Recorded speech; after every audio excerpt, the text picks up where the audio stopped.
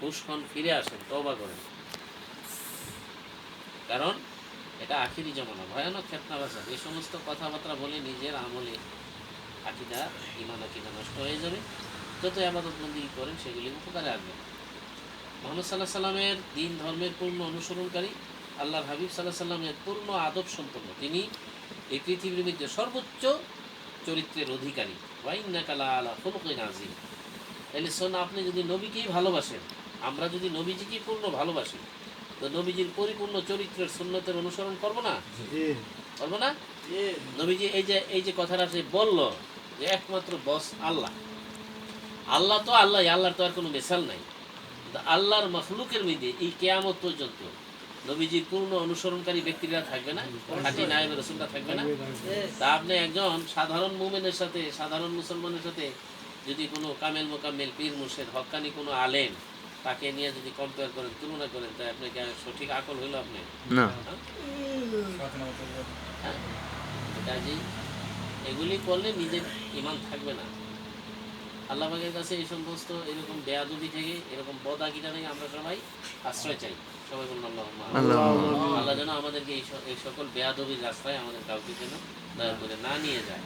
আমাদের মধ্যে যাতে হুঁশ থাকে, যারা দিনের খাঁটি, আমরা এক মুসলমান আরেক মুসলমানকে যাতে শ্রদ্ধা করতে পারি, সম্মান করতে পারি, ভালোবাসতে পারি। মুসলমান তো নবী করিম সাল্লাল্লাহু আলাইহি সাল্লামের হাদিস, নবীজি বলছেন, মাল্লাম ইয়াকরিম কাবিরানা ওয়া ইয়ারহাম সগীরানা ফালাইসা মিন্না। এই যে আবেগের বসে সে কথাটা বললো, তো নবীজির এই হাদিসটা কিন্তু সরাসরি অমান্য হইল। নবীজি বললেন, আমার উম্মতের মধ্যে যারা বড়দেরকে শ্রদ্ধা করে না, মাল্লাম ইয়াকরিম, কারিম করে না, শ্রদ্ধা করে না, সম্মান করে না, ওয়া ইয়ারহাম সগীরানা, এবং ছোটদেরকে যে স্নেহ করে না, আদর করে না, সে আমার উম্মতের মধ্যে না। কত বড় কথা হয়ে গেল।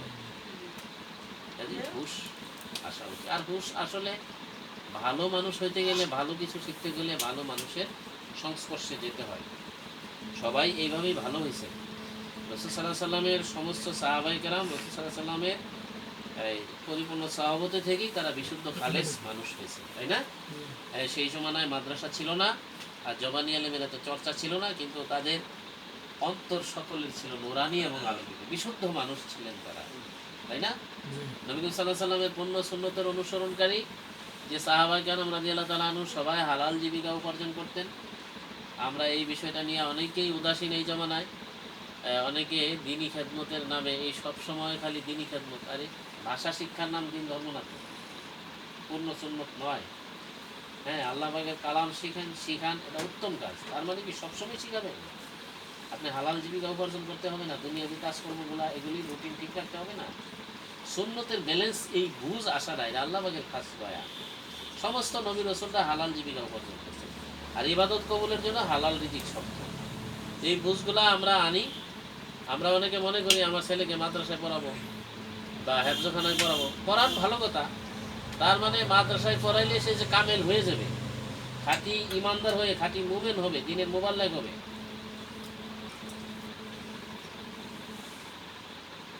এটার কোনো নিশ্চয়তা নাই। জবানি এলেম শিক্ষারও তো একটা সীমানা আছে না, লিমিট আছে। পবিত্র কালাম পাক সহিভাবে শিখান, শরীয়তের মাসালাগুলা শিখান।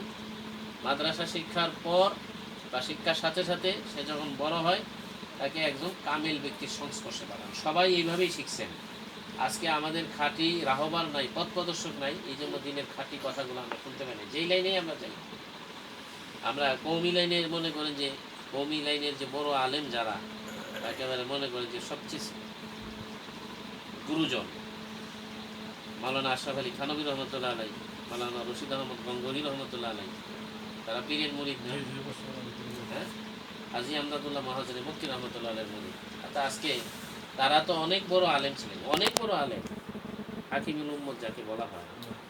তাইলে তারা কত একে অপরের প্রতি শ্রদ্ধাশীল, একে অপরের প্রতি সহানুভূতিশীল, আদব সম্পন্ন।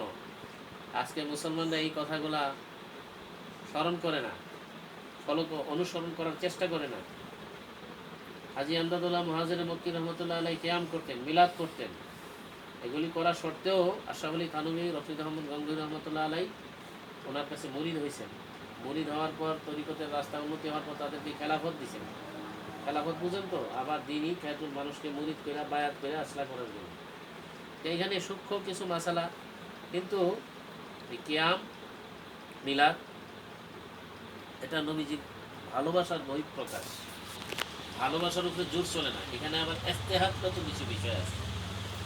ইস্তেহাদ কোনো পীরের মুরিদ যদি সে মনে করেন মুহাক্কিক বড় আলেম হয়, মুস্তাহিদ হয়, তিনি কোরআন হাদিস ফিকহ সে খুব মজবুতভাবে জানে, কিছু কিছু ছোটোখাটো বিষয়ে পীরের মতের সাথে তার একতেলাফ হইতে পারে, ছোটোখাটো বিষয়ে, মৌলিক বিষয়ে, সে তো মুস্তাহিদ।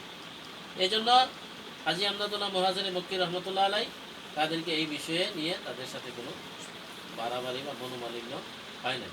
এবং তারাও এত আদব সম্পন্ন ছিলেন যে পীর মুর্শিদ যে কিয়াম করেন, মিলাদ করেন, এর বিরুদ্ধে তারা সারা জীবন কোনো ফতোয়া বক্তব্য কিছুই তারা বলেন নাই, যেহেতু এটা নবীজির ভালোবাসার মহব্বতের আমল, যেখানে আল্লাহ পাক স্বয়ং এবং ফেরেশতা কুল আল্লাহ নবী সাল্লাল্লাহু আলাইহি ওয়াসাল্লামের উপরে দরুদ ও সালাম পেশ করেন।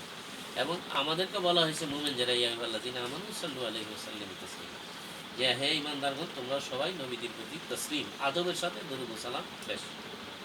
আদবের ক্ষেত্রে কেউ বসে পড়ে, আমরা দাঁড়াইয়ে পড়ি, কিয়াম করি, মিলাদ করি।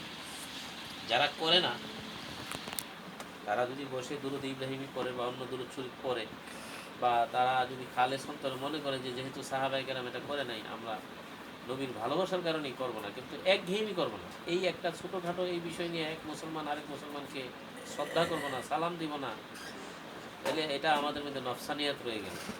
কিন্তু মূলত তারা এরকম ছিলেন না।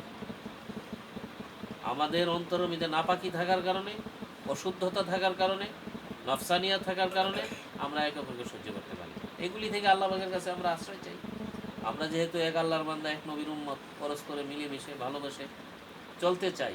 আমাদের নবীর শিক্ষা তো এটাই, নবীজি তো এটাই শিখাইছিলেন, সমস্ত মানবতাকে এক করছিলেন না।